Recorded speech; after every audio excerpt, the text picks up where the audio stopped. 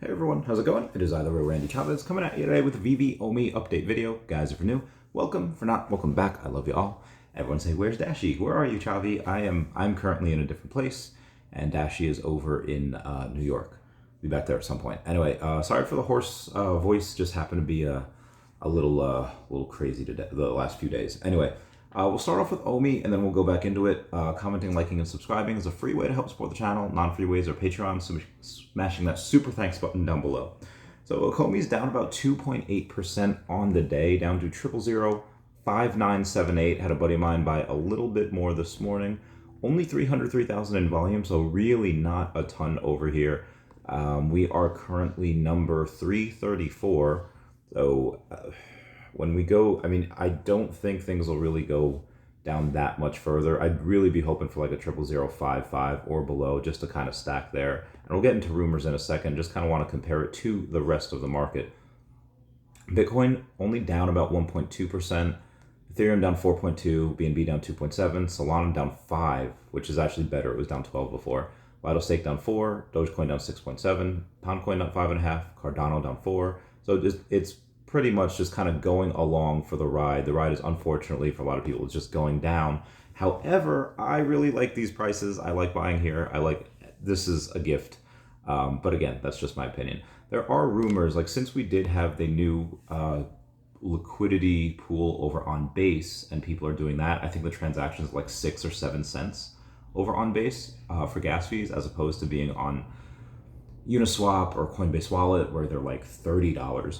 They can be sometimes, that's a lot, but on Base is a lot easier. So there is a rumor, and again, this is just a rumor of people, and I've heard it in DMs and Telegram groups and spaces like, oh, hey, there's a rumor going around that the Base liquidity pool opened up because one of the partnerships that OMI to NFT has is with Coinbase. And I was like, okay, that is a completely unfounded rumor. I haven't heard it from any official source that that's what's happening.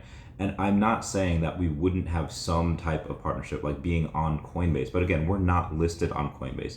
They do offer it on Coinbase Wallet, but just to go in and have their third-party partnership, we still don't know who it is yet, but we will be getting a third-party partnership that does work with OMI to NFT that should be released in this quarter. So I would say in the next like 6 weeks, maybe. I would say some point in June. We might actually get an article about that in May, and it's going to be May in a couple of days, so hopefully we get that. But yeah, to go in and to have Coinbase be the third-party partnership without being listed on Coinbase would just be a lot like Anakin Skywalker, who's being on the Jedi Council without being granted the rank of Master. It just doesn't really make sense. Like, I just wouldn't put a lot of stock, I wouldn't put a lot of trust into that rumor. Like, the only way I could see that potentially happening was be like, okay, well, Coinbase does offer wallet as a service, which is separate from their exchange business, so it could be conceivable, like, for OMI to build OMI to NFT through Coinbase and then offer OMI at a later time. But again, I think that's really kind of jumping through hoops. I think that's a real reach for people to try to believe. So again, up until the Akomi and Veve team go and say what it is, I'm just going to put that as a far back, most likely not scenario. So we do have a little news. I'll start off with the sales for the Mighties. When we had one a couple of days ago, we didn't get a ton of volume. It was the X-Men villain set, which I expected to do a little bit better. I did get the whole set, but again, it's really not, it didn't do that well, only grossing about $80,000 between that. Now, that's partially because we happen to have another set literally like the next day, like the Venomized Mighty set. And then when you compare that and contrast to the Venomized version, which I did get that set as well, that set happened to gross another $83,000. So it was actually pretty good. It was actually $163,000 just between those two sets, not including the actual Venom symbiote. I'll go over that in 1 second. And then that Venom symbiote happened to gross another $52,000. So you actually saw $200,000 this weekend just between the Mighties and then the Venom symbiote. Now, be advised, there was a little bit of confusion here, and there was people that were pretty salty about it. I don't know if they mentioned that. Veve's been doing a ton of videos like themselves, interviews and stuff. I think you had My Collectibles on with Corey the other day, and he just mentioned like kind of clarified what we're supposed to do as far as how much money you have to spend on the crafting, whether you need to buy them from the store or craft them yourself. But I don't think he really just mentioned how upset some of the community was. Are most of the community fine with it? Probably, yeah. Are there a loud minority that are, or I should rephrase that. Do most of the community wish that the communication from Veve was straight from the get-go? Yes, they do. Did that affect most people's decisions to craft and buy? No. However, you do have a decent minority of people that are like, hey, listen, originally you told me it was going to be $15, for the Venom symbiote, and then you craft it, and then it turns out the Venom symbiote was only $5. Everyone said hooray, and they said the to craft it is actually another $15. We're just adding the $5 for the Venom. They're like, oh god, oh no. And then they weren't sure the way that it was said. I think they did say what they wanted to do. It just wasn't clear. It wasn't like cut and paste. It wasn't black and white in there. They had said that they wanted to go and you have your path for Venom and you have your path for Carnage.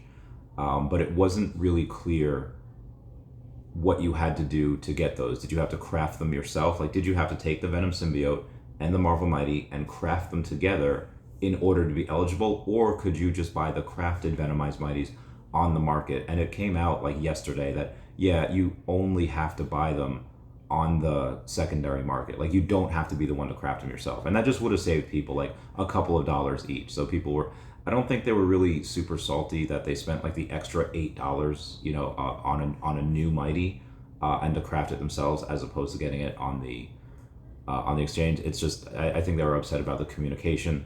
So as a response to that, me, Foster Hill, Mr. MC1, my collectibles, kind of all in this Akomi secret rare group, trying to make it so that we have a direct line to, I guess, David at that point, saying, here's all the data, here's what people are complaining about. And it's just more data for them to just have feedback in order to make the app just a little bit better. Is it gonna make people's bags pump? And I feel like that's what a lot of people are really upset about. No, it's just to make the app just a little bit better, just for them to have more data and more feedback. I guess we'll go over this as well. Okay, so we've had a little bit of a meetup here in Arizona. Me and Crypto Rain have been meeting along with some Veve whales. You have Heather from Kuroga, you have Tammy Hanna, you have Tina and Rudy, like Name Coast.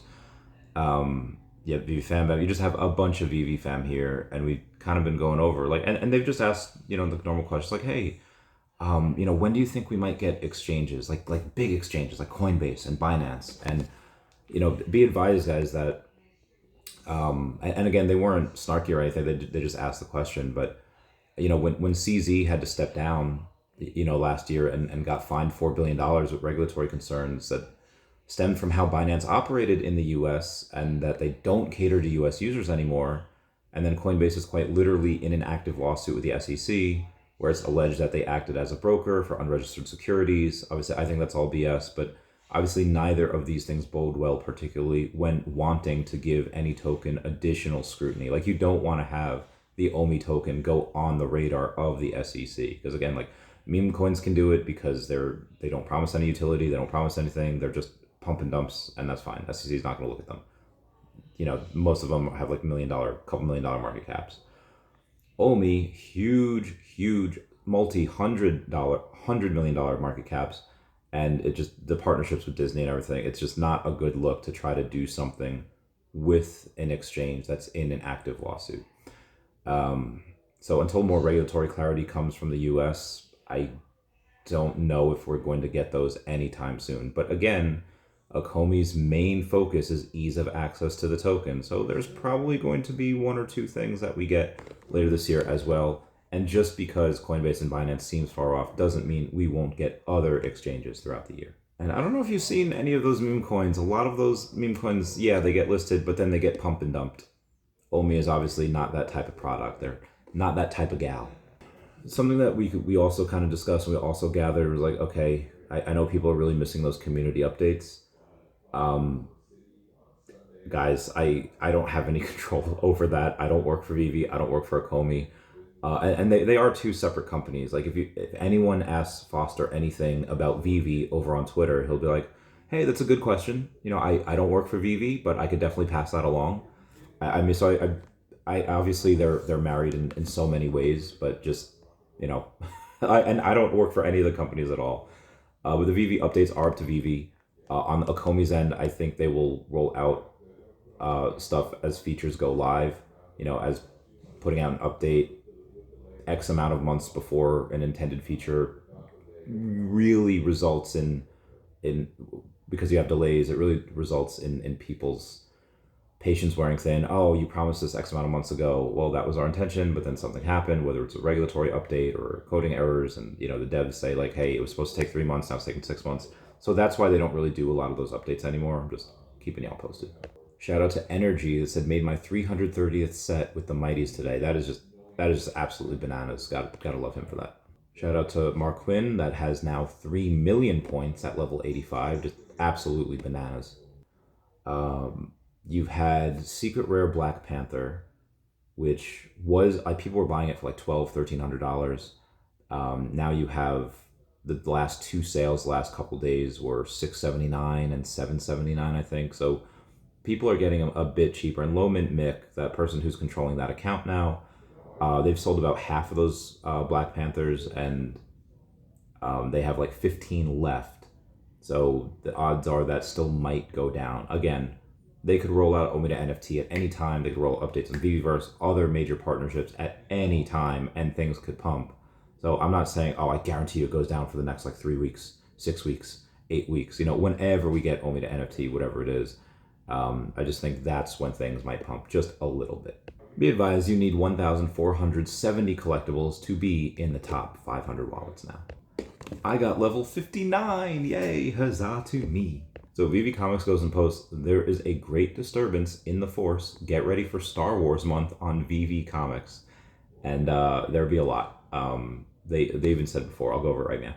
Veve Comics posted on their Twitter account, it's our biggest new comic book day yet, available on 1 May at 12 p.m. or, I'm sorry, 3 a.m. Eastern Standard Time. 1,500 limited editions for Amazing Spider-Man, Blood Hunt #1, Deadpool, Wolverine, World War III #1, Star Wars, all of these things. So the Star Wars they have, Star Wars number 42, number 45, Darth Maul, Black, White, and Red #1. That's one that I'm definitely going for. Star Wars Darth Vader number 42, number 45, Jango Fett #1 and #2. Star Wars Mace Windu #1 through 3. I'm probably going to get that also. I'll probably get the Jango Fett as well. Anything that just has like the #1s on it, like Star Wars Thrawn Alliances #1 through 4. A lot of these I'm going to get. Comment down below if you're going to get any of those. My app kept like breaking when I was trying to craft Storm yesterday. I was trying to figure out why, and it's because if you have something that you were looking to craft and you have it listed in the market, you just won't be able to. Like your app will crash. Like it'll think, oh, they have this in the market listed for sale. We're not able to craft this. So it just won't let you. Just go and delist whatever you have in the market. If you have a Mighty on there that you're looking to craft, delist all of them. Like it doesn't matter if you have 5 storms and you only had 1 in the market, it'll still crash. So just a little update on there. Moving on here. Veve posts on their X account, in Delusionville, the spotlight loves stupid and nobody cares what the truth is. Ron English Arts band The Rabbits are back with the record S2 titled Fame Finds the Village Idiot. This drop is used with The Rabbits Jukebox, drops on May 4th, 11 a.m. Eastern Standard Time. May 4th is a big, big Star Wars day, so we might get another drop on top of that as well. And speaking of big stuff, this 1 of 7 Aston Martin DB5 007 Secret Rare Mint number 6 sold on Veve for $17,777. That news is brought to us by Comics and Crypto. Shout out to him. I'm not sure if I really went over this the other day, but you have Veve Official that did officially announce Assassin's Creed, and then they go and post a poll. In Sands of Time, a hero rises. Which assassin are you? Overwhelming majority picked Ezio just because he's kind of the coolest. Also, David was on stream yesterday on Veve Digital Collectibles saying, inside look, meet the minds behind Veve Evermind 24/7 Comics. And then on there, if you go and take a look, there was something I think y'all should see. Behind Corey is some anime books. What are they? They are One Punch Man. And when Corey mentioned that he was reading that, David kind of smiled. So I am thinking that One Punch Man is in our future. All right, everyone, that's it for me. Please comment, like, and subscribe. Comments are good for the YouTube algorithm. I love y'all. Goodbye, guys. Meow, meow, meow, meow.